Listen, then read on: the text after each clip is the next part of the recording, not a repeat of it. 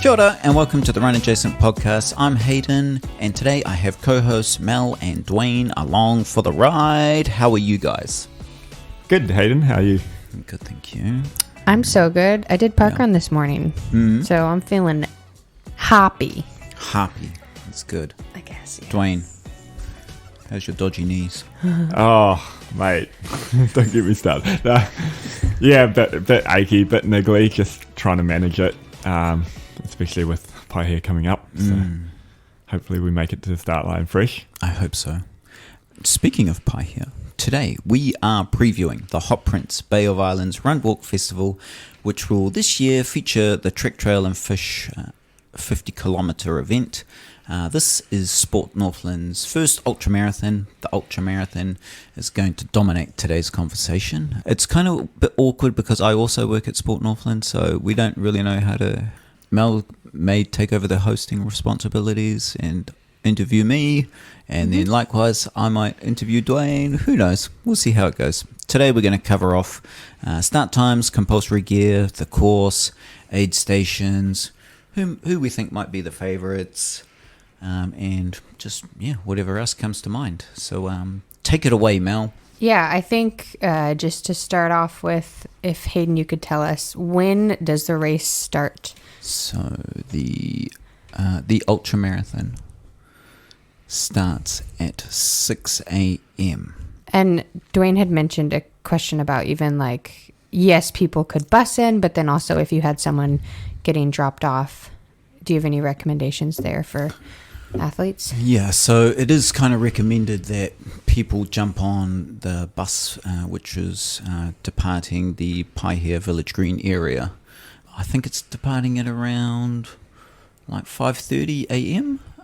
From Paihia, but it's kind of recommended that if you are getting a lift to the start line, maybe get dropped off around the ferry terminal area. There's plenty of parking in the Opua Marina. Yeah, and you can just walk literally, maybe not even 200 meters to the start line. Sweet. Before the race starts, you have to have compulsory gear checked, and I thought we could probably chat about that. Do you have another question? Yeah, I was going to ask, where is the gear check done? Is it done at Bib Pickup? Yeah, there's bib collection is going to be at Sport Northland on the Thursday of race week. Sorry, that the event date escapes me, but I've got it here. Yeah, and then and also bib collection is going to be on the Saturday, the 25th, from the Village Green from 3 p.m. to 5 p.m. So you can get your gear checked there. Sorry, was that that's both in Paihia? So the bib collection on the Thursday will be in Whangarei, Okay. at Sport Northland, and then on the Saturday in Paihia. Okay. And what's the compulsory gear list? So what's the compulsory gear list, Mal? We've got headlamp, or as you also say, head torch here, seam sealed jacket, a beanie buff, thermal polyprop top, and a survival blanket. I definitely, just to comment on the headlamp, I think obviously you guys are starting at 6 a.m. So we were chatting a little bit about that before this came on. You got any comments about that? It's going to be dark. Yeah. 6 a.m. heading onto the Opua to Paihia Trail in dark. It's kind of a no-brainer to carry a headlamp, or a handheld torch or something like that. Yeah. And is there any chances that the gear list will be reduced if the weather's nice? We'll make a call on event week, I think, and if it's a fine sunny day like it is today, I don't see the need to have to carry an emergency blanket or a polyprop. Any other things about the gear you want to comment about? No? Bring a bright headlamp because trails in the dark is pretty challenging. Yep. Yeah. Dwayne, could you go into maybe talking, since you know the course pretty well, both of you guys do, but kind of describing the course a bit? Yeah, okay. I'd break the course down in a few different sections. Like we just mentioned, the single trail out of Opua in the dark is like your classic coastal trail. It's single, it's windy, it's got some hills, some stairs, some quite sharp twists and turns, even a couple of little beach sections. So it's got a bit of everything. It's only about 4Ks long until you pop out onto the road, and then you've got the road into the finish line in Paihia, and out the other side you go through the Waitangi Treaty Grounds and then get into the Waitangi Mountain Bike Park section from about 12K, and then once you come out of the mountain bike trails, there's about 3Ks of mountain bike trails which are flat and they're like bumpy underfoot, but pretty runnable and pretty smooth. And then once you come out of that, you've got a whole lot of forestry roads from about 17, 18K through to 45K, I'd say, is almost all forestry trail roads, which are, if you run Glenbervie, you know what I mean by like your stony forestry trails. They get pretty rocky in places. Some of the aggregate sizing is pretty big and chunky, and when I was up there last weekend, I definitely kind of rolled my ankle a little bit on some of the bigger rocks, or kicked my foot because the rocks land funny under your foot. So if you're making shoe choices based on that, I'd keep that in mind. Like either a shoe that's pretty well armored underneath so that those rocks aren't like punching through the sole of your foot, or you could run something with a bit more stack height, Bit more cushion. yeah, bit more cushion, so they can absorb those bigger rocks. There's pros and cons to both. I'd say the more cushion, more stack height tends to lead to easier rolls, easier ankle rolls, whereas the armored shoes, you get to sit a bit lower to the ground, but they can be a bit harder on the feet over the course of 50K.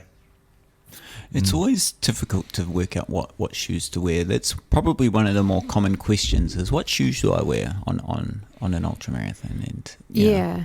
I also wonder too about weather. Like in this course, weather wouldn't really matter. Like if it dumped buckets, or even if it was raining during the course, would you change your shoe choice because of that? Yeah, I haven't actually thought if I'll run different shoes based on whether it's wet or dry. I don't think it's going to change the conditions under feet much, except for the caveat to that would be the 3 or 4Ks on the mountain bike trails. In the first half, they're only dirt trails, so if they get wet, they'll probably will get pretty slippery. So keep that in mind. Yeah. But other than that, I like a gravel road, wet or dry, it kind of runs the same, really. Yeah. Because also, didn't you mention in Waitangi, in the treaty grounds? Yeah. That can be a bit slick too? Yeah, so when you're coming home... It's very spongy grass, isn't it? Yeah, they're both on the way out, so about 8Ks in, and on the way home at around 48Ks, 49Ks. There's a section that runs along the coast of the Waitangi Treaty Grounds, which is not normally open to the public, so it's a unique chance to venture through those treaty grounds. But it is all on grass, and if it rains, I have been through there in previous years where it's wet and the grass turns to like a muddy slush, and it's pretty slippery in places, slip and slide your way through it. But it's also like a fairly short section, maybe a K's worth. So if you can slip and slide your way for a little bit, then you can get through there with some pretty low grip shoes. But also if you just want to play it safe, you could wear something a bit grippier and make sure you get through the mud fine. Another question I would have was like, how exposed do you think the trail is? Because when we biked it, I was pretty surprised at some of the parts of it that were, again, exposed to me. And so on like a windy day, if you're running on some of those ridges, but I don't know how much of it is. How much do you think is exposed? Yeah, it's hard to tell from memory because a lot of there's sections where the forestry trees are pretty high and they shelter you really good. Yeah. And then there's been sections that have been logged and there's no cover at all. So I'd say there's probably, a good 5Ks of ridgeline running that's pretty exposed. Mm-hmm. So that'd be something to keep in mind. If the weather's not great or windy, it's going to be some tough going on some of those ridgelines. Yeah. Yeah. Yeah, a bit of a grind. Yeah. We've measured out the course, and it's according to our course maps, it's 51.1 kilometers with 1,200 meters of elevation gain. Do you think that 1,241 meters is kind of accurate, or? Yeah, I'd say it's pretty close. Yeah. It's probably a bit on the high side, I'm guessing. Yeah. If I had to look at, eyeball it from running previous times, different sections, I would have guessed there would have been somewhere around 1,000 meters. So that might well be accurate. Yeah.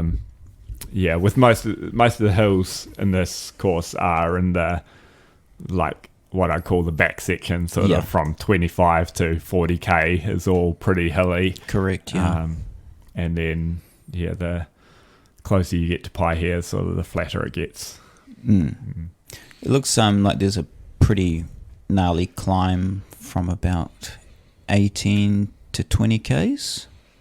Yeah, the Bledisloe Hill. Yeah. Yeah. Just take it easy on that one, I guess. Or send it. One of the two. I don't know. Yeah, the boys are going to be racing up there, so I'd say they'll be going pretty hard. Yeah. It's a fairly nice hill to run. The gradient's not too bad, so you can definitely run it pretty hard if you wanted to. But it is a steady climb for about a mile. Based off of this race course, do you have any? If it was my first 50K and I was racing it, is there anything that you would recommend? Again, based off of the course, because I think about especially Skyline and sort of conserving my energy there. But you got any thoughts on that? Yeah,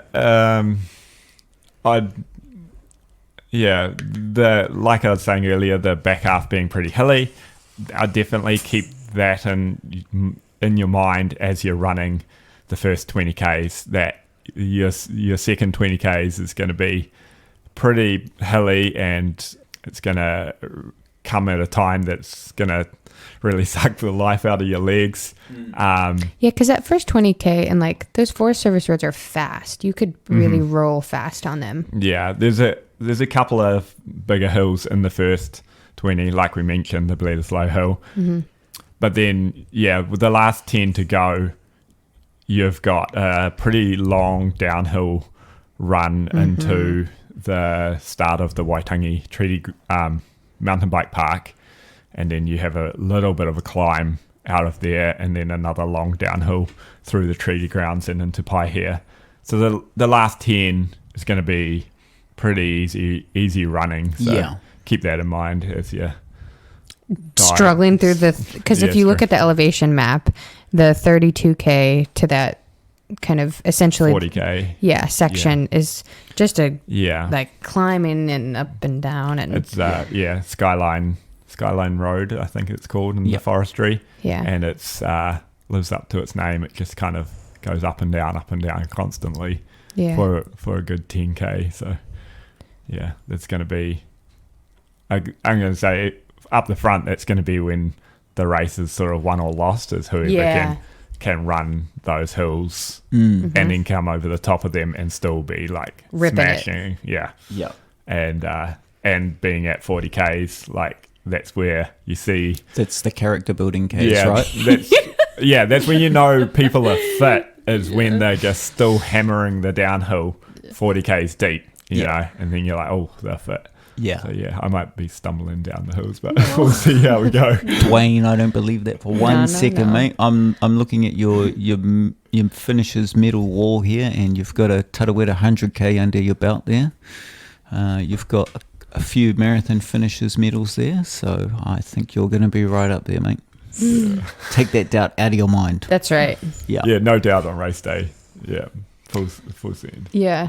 I don't think we've talked about aid stations yet. Should we cover some of the aid stations? I think it would be good again if this was my first 50K. I'd want to know like what are the aid stations, and then if you could describe kind of strategically what is important to you. Yeah, so there's a lot of aid stations like closer to Paihia because the race covers the half marathon and an 8.7k run, and a 6k walk. And a 6k walk. Yep. There you go. And so there's aid stations for all those runners. So in the 50k, we have an aid station at 6.6, which will eventually be the finish line. Then another one at 10 and another one at 12.8. And so you got a lot of options early on in the race, but then later in the sort of second, third, the gaps get pretty big. So from 12Ks, you've got through to 20K, and then from 20K, you've got through to 27. At the 27 is where you can get the bag drop. So you can pick up your supplies that you've strategically planned for and dropped off there. What would you put in your bag? Like I've done Ironmans before, and so I remember putting in so many things in my bag. But like, what do you put in a bag drop for 50K? I could tell you what I put in my bag. What do you put in your bag, Yeah, Hayden? let's hear it. I had some popcorn and No calories, and also like, are you gonna just cough away? Yeah, no benefit whatsoever to me. Just watching a movie. Yeah, it's taking an almond with you. Yeah. Okay. Yeah. So that is your first tip of advice for today. Do not put popcorn in your drop bag. It serves no benefit to you. Yeah. What else did you put in there? Gels. I had goos at the time because I could stomach them quite well. So I had goos. I had a spare pair of shoes, which I didn't end up needing. It was just in case it was a wet day. I actually, what else did I have? I had a bottle of Powerade and a Red Bull. If I have a bag drop and I have things like that in my bag, let's say I take the gels and the popcorn, what is going to happen to the rest of my stuff? Do I just throw it at a volunteer and then I know that I'm going to get it at the finish line? Yeah, so Chris and Helen are going to be managing our bag drop and that aid station at 27Ks for us, and they will get your bag back to the finish area by about 2 o'clock. So, yeah. Perfect. Yeah. And if you don't use the bag, like if I'm running through and I have a bag drop, it doesn't really, like I just don't need to tell them whether or not I'm using it. It is advised that if you're not going to use your bag drop, that you move it from the unused to the used side. Okay. That will be a lot clearer on race day. Yeah. Yeah. That makes sense. Yeah. Yeah. For your first 50K, I definitely recommend like a few emergency things in your drop bag. Those can be like a change of socks or some Vaseline, or even some blister protecting like Band-Aids, things like that, because blisters it can get very uncomfortable. So something to manage those. And then, refueling. Like if you want to fuel on popcorn, go for it. But like salt pills, though, I feel like could be really so electrolyte tabs, goos, different gels. If you're running like a fuel in your water, some sachets could be good of whatever powdered substance you're running. And that's about it. Some people put shoes in their drop bags and chain shoes. Yeah, and out at 27Ks, there's also going to be toilets available if you want to use them. That's at the Kitty Inlet? Yeah, the Kiri Inlet Road. Yeah. Cool. And from there, you'll want to be well prepared because from 27Ks, your next aid station is at 41. So that's a 14K section through arguably the hilliest section of the Ultra. So you've got a long gap in there, and then that's Bledisloe. That's back at the bottom of Bledisloe. Yeah. And from there they get a lot more frequent, and you have 41, and then again at 45, and again at 48, and then from 3Ks, and you're done. Easy peasy. Yeah. I'm so excited for this event. But there are going to be cut-off times on this event. I have that. Should we have a chat about the cut-off times? You want me to say them? Yeah. So, yeah, you can say them. Well, so for aid station 5, which is at the 27K, so that would be at the Kiri Inlet where his and hers is, that cutoff time is going to be at 10:57 a.m., and that would mean that your average pace is 11 minutes per kilometer. Go ahead. Is that almost 5 hours since the start? 4 hours 57? Yeah, that would Yeah. almost be 5 hours, yeah. Yeah, so you have 5 hours to do the first 27 Ks. Yeah. And then the second cutoff is at 41 kilometers. And that's at, I'm not sure to say that, to Wairoa? To Wairoa and Te Puke intersection, that will be the last aid station in the forest. Okay, and that's at 1:31 p.m. Yep. Same pace, average pace of 11 minutes per kilometer. Yeah, that's a good point. I did ask, like, how I know everything and like I know it better in miles, and so like when you think about walking, what is a pretty average like walk pace? I'd say that's around the walking pace. Yeah, Okay. 11 minutes a K. You can normally walk, as long as you're not dawdling. Yeah, you can walk at a 11-minute K pace. Yeah, I walk the loop in around 10-minute K pace. So. Okay. Yeah. And I'm not a fast walker Okay. because of my short island legs.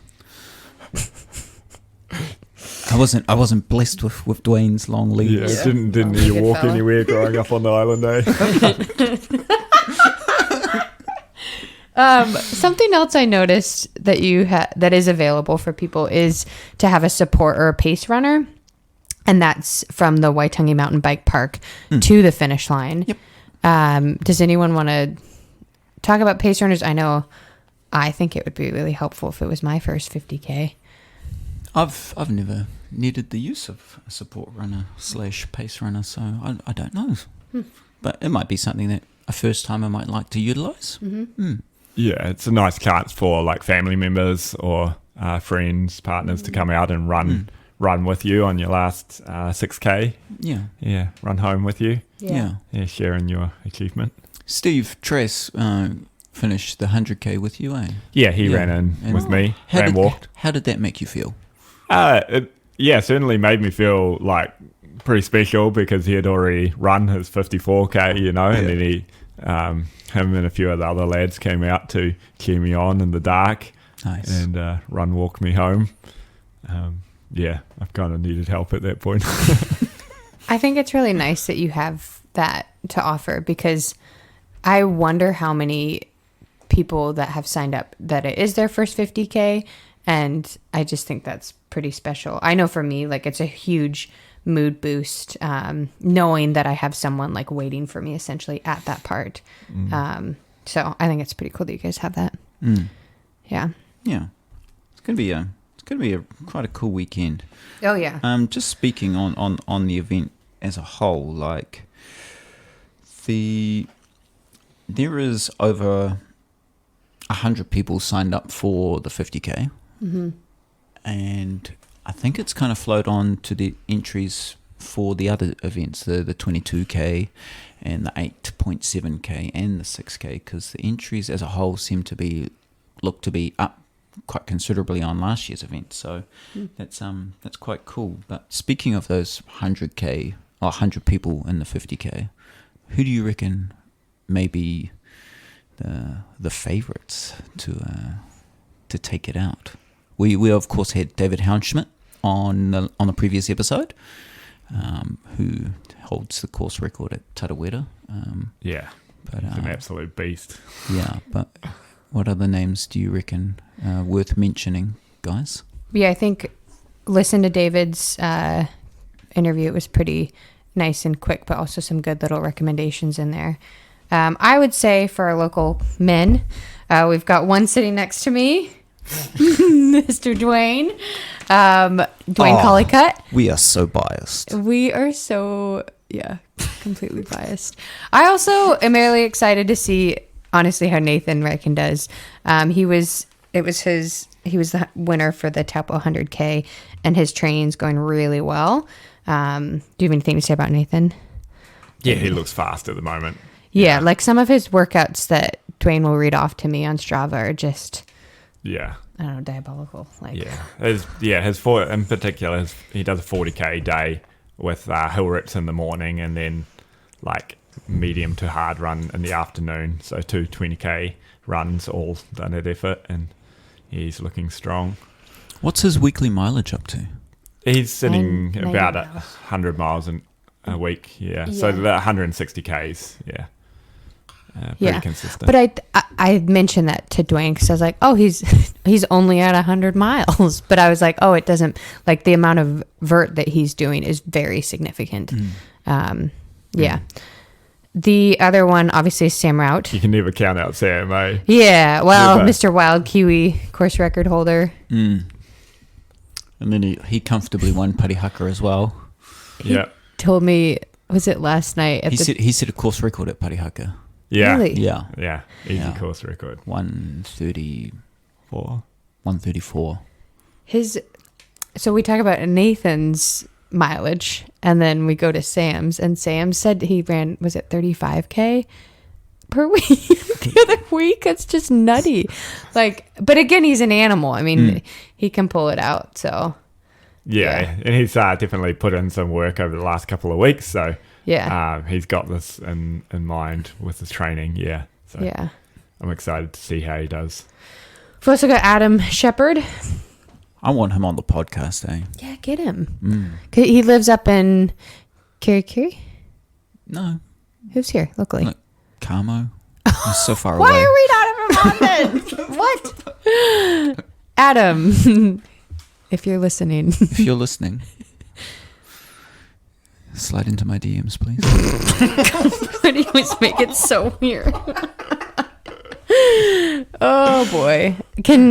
So Adam, what did he run? He ran Tarawera. Miler. Yeah. He ran the miler. 23:42. On the miler. And that was this year. That was this year. Yeah. That's nuts. Yeah. Yeah. Impressive. Like those distances. Super impressive. But then he backed it up and had a great result at the Wild Kiwi too. Yeah, he ran well at Wild Kiwi, running 2:55 for that course, which is tough. So, yeah, excited to see how he goes on the 50K. Yeah.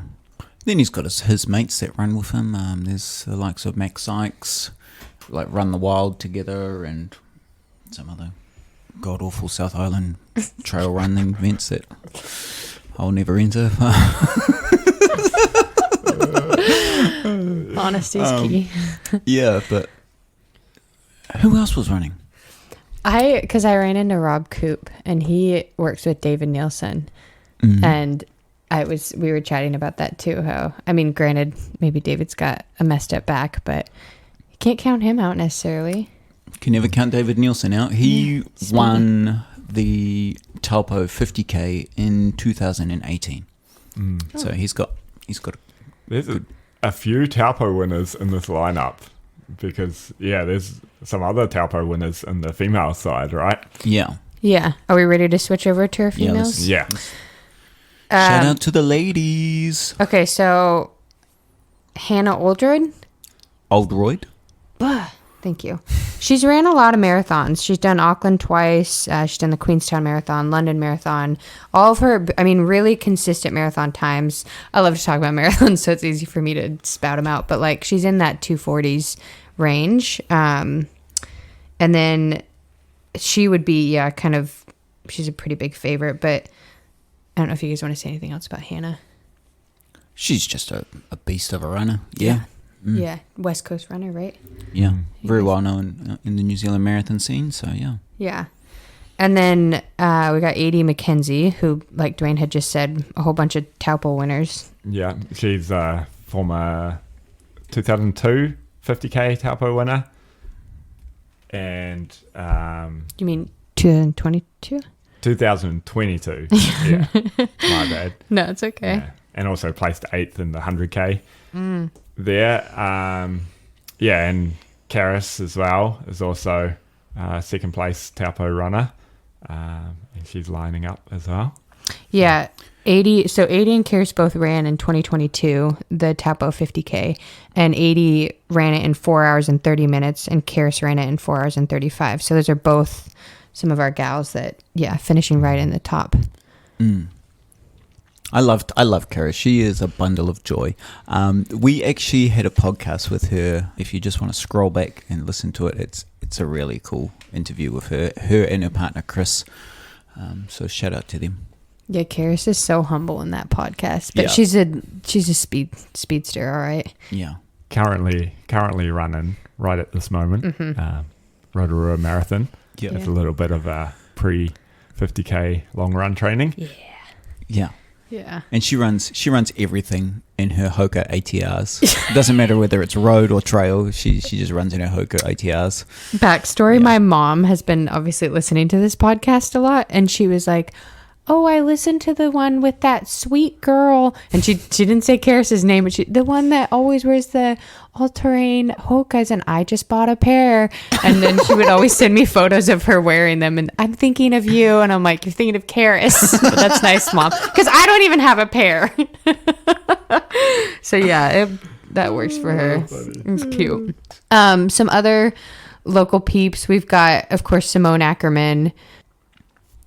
I would like to get Simone Ackerman on the podcast as well. She didn't qualify for the New Zealand triathlon team, so she went and represented South Africa, her mother nation, and they ended up beating the New Zealand triathlon team at the Tokyo Olympics.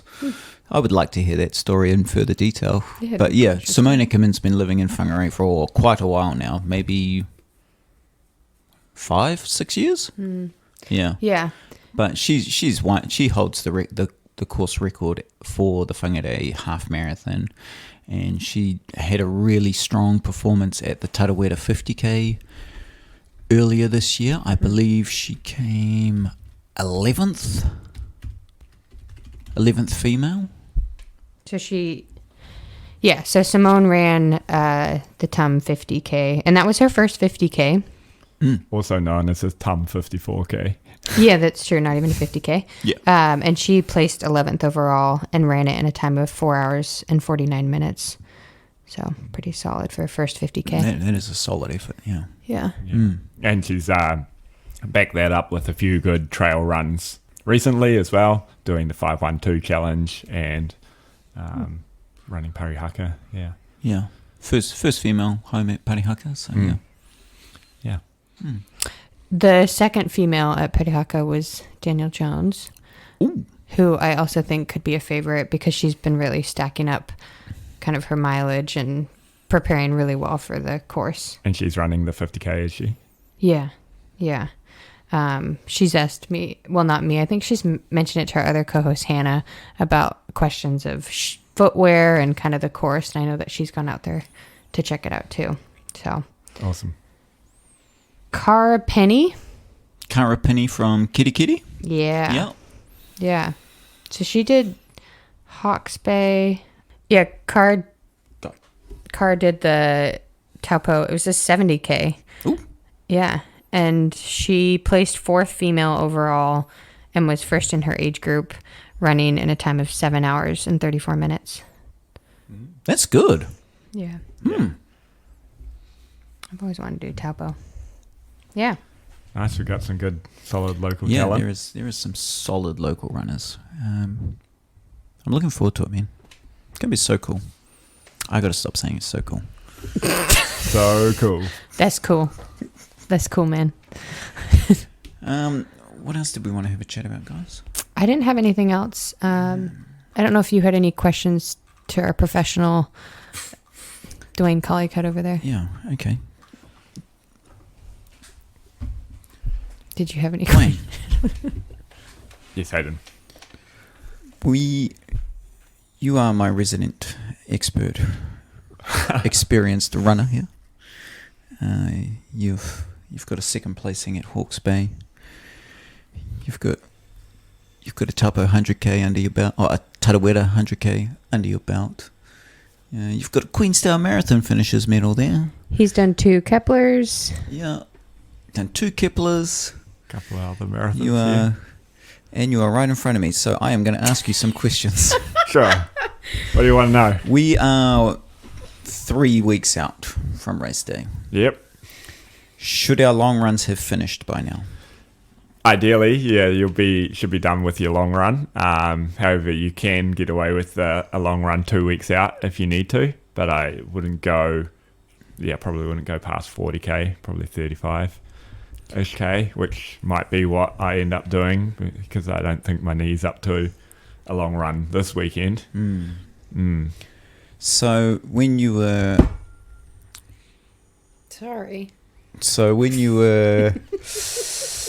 entering into your taper phase, are you still running on the same days that you would typically run? Yeah, all my same days. I just cutting the numbers down a bit, the volume. Yeah. Keeping a bit of speed work. Yeah, there's nothing wrong with doing a bit of speed, but yeah, reduce the volume. If you found out that at the aid station there was tailwind and you were training with a different fuel, would you change that right now? If you're planning to use the fuel provided by Sport Northland, then yes, it's probably a good idea to practice with that fuel.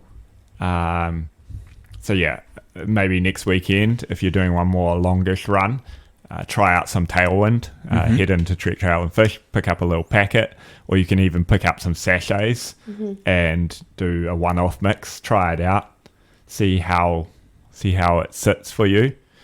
And yeah, that could be a good way to practice. Can I just say that was flawless, just sliding the sponsor in there, just like that. Beautiful. It's like he's been trained under you. It's not flawless now because you called it out. I don't think we mentioned what was at the aid stations. And so, yeah, did we? I don't think we did. No, we didn't. No, okay. What is that at the aid stations, Mal? So, yeah, like Dwayne flawlessly answered, the tailwind will be provided by Trek Trail and Fish. And then there's obviously going to be water, chips, pretzels, lollies, and then potentially some other random bits and bobs. Not popcorn. No popcorn, No huh? popcorn. That's a bummer. What about some maple syrup shots? There you go. Just for Pat. Yeah. Any maple syrup companies out there that want to come on board, holler at your boy. Oh, Canada. Okay, let's get back to Dwayne. To Yeah. Dwayne. So we were 3 weeks out. Is it okay to do a bit of speed work? Yes, I think so. Speed work is pretty easy to recover from compared to like high volume. It takes a long time to recover from, so that's why you're going to be cutting out your volume from like 3 weeks out. But you can do speed work all the way up to the race. Essentially, I'd just not do any big sessions, but things like strides are ideal, or small sets of 400s. Yeah, I wouldn't be doing any mile intervals or 1K reps. But yeah, 400s, 800s from about 2 weeks out is fine. Don't go too ham, but yeah. Nice. Stay sharp. What would your choice of footwear be? I'm still pretty undecided on that. I think if it's dry, I'm actually going to go in a road shoe, something like a Topo Spectre, which is a pretty high stack, light, fast shoe. And I think it should be all right on the sections that there's not the best grip if it's dry. If it's wet, I think I'll be in the Solomon Ultra Flies. I think that's going to be the choice, or some other trail shoe. Yeah. Do you think you'll do a shoe change? I think I'll stay in the same shoe all the way through. Yeah. Would you ever recommend a shoe change for a 50K-er? It's up to you, I guess. Having a spare pair of shoes could be nice. If your shoes aren't working for you, then you can change them out to something different. But honestly, at this stage, you should have done your long runs in your shoes that you're planning to race in. So you should know if these shoes and these socks fit good and wear good when you're doing a long run. Then I'd wear those. Yeah. That's what we mentioned in that previous episode, eh? Don't do anything new on race day. Don't pull out a brand new pair of shoes. It's only going to end up in disaster. Yeah, David mentioned that, and I think he's spot on. Yeah. Cool. Any other questions? What would be your last long run then? Yeah. Ideally, or yeah, ideally, yeah. If this was, if my training was going well, and I'm, ideally, and for me, the way I train, 4 weeks out would be my last longest run. But then, even at 3 weeks out, it's the long run's still going to be long, but just not as long as it was. So it'd come down from maybe 40 down to 35. And then from about 2 weeks out, I don't think I want to be doing more than 30. You could do 35 if you needed to, and you're lacking the confidence that you haven't done any long runs. But ideally, less than 30. And then a week out, what would be ideally your 18. Saturday? Okay. Yeah. Okay. 1 week out. Yeah, happy to do about an hour and a half. Yeah. Okay. So whatever that adds up to in Ks for you. Yeah. Yeah. Nice. Sweet. All right. Well, everyone go hit the trails hard and race hard and have fun. Have so much fun. I think it's going to be a really good race day. I have nothing but good vibes and good feelings about it. I'll be out on the course screaming my lungs out. Don't forget to thank those volunteers while you're out there, those marshals as you're going past, because they're all the way out there in the forest giving up their time and helping out. So we've got the Bay of Islands Rotary Club who are marshalling, and we're working on one other marshal group, but they just haven't yet confirmed. I will chase them up in the next week or so. But there's also going to be plenty of Sport Northland volunteers. There's also going to be Helen and Chris from His and Hers events out there. It's putting on an event of this size. It's required a lot of buy-in from a lot of different organizations and councils, etc. So can I just take a moment to thank the following people? Please. HotPrintz and Trick Trail and Fish, who are the naming rights sponsors. Northland Inc., who are supplying funding through the regional events funding thing. The Far North District Council, the Waitangi Mountain Bike Park, the Kirikiri Mountain Bike Club, PF Olsen and Northland Forestry Management for use of their trails in the Waitangi Forest, and also the Waitangi Treaty Grounds and Copthorne Waitangi. Thank you, Hayden, for listing off all of those wonderful volunteers and sponsors. I agree with Dwayne. I think what makes the race is being kind of cheerful and saying thank you to those people, and it does truly give you a boost in your energy. And so if you're lacking in the energy department, then maybe just give them a high five or a thank you. If last minute I want to sign up for this event, where can I find it? www.runwalkseries.co.nz. How many slots are open for the 50k? Yeah, it did get up to about 110, but then it's just dropped down to 107. Oh, okay. Whether that be they transferring to other distances or injury or whatever, but that's so we're sitting at 107 entries in the 50k. The other events though, they're looking really good. There's over 150 doing the half marathon. There's over 200 doing the 8.7 kilometer event, and over 100 doing the 6 kilometer event. So it's going to be a cool day. I reckon there's going to be over 1,000 people in the Bay of Islands that weekend. Awesome. Yeah. I think for people that are listening to this podcast and they're not sure about signing up for their, a 50K, keeping in mind that Sport Northland does a really good job running their events and excuse me, sad. They do a good job of running their events, and it's not like this is new to them. And so I think about when I used to sign up for races and it was just their first time hosting the event and it could be kind of messy. Whereas again, this to me is not going to be a messy situation. Like it's going to be marked really well. Mm-hmm. And I think our support in the community is really good. And there's going to be a lot of support out there. So I see nothing but like, it's going to be a great course and a great race. Yeah. Yeah. It's going to be cool. Yeah. Alrighty, should we wrap it up? Yeah. Cool. Yeah. Thanks, Dwayne. Thanks, Hayden. Thank you, Mel. Thank you. You guys are so positive. It's amazing.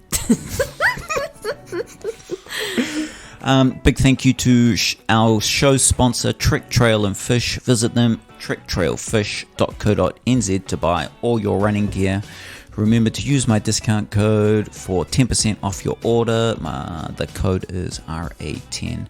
If you are new to the Run Adjacent podcast, please make sure you follow or subscribe on the platform you are listening to. And if your podcast player allows, please leave a rating or review, as it helps keep us relevant in the podcast algorithms, etc.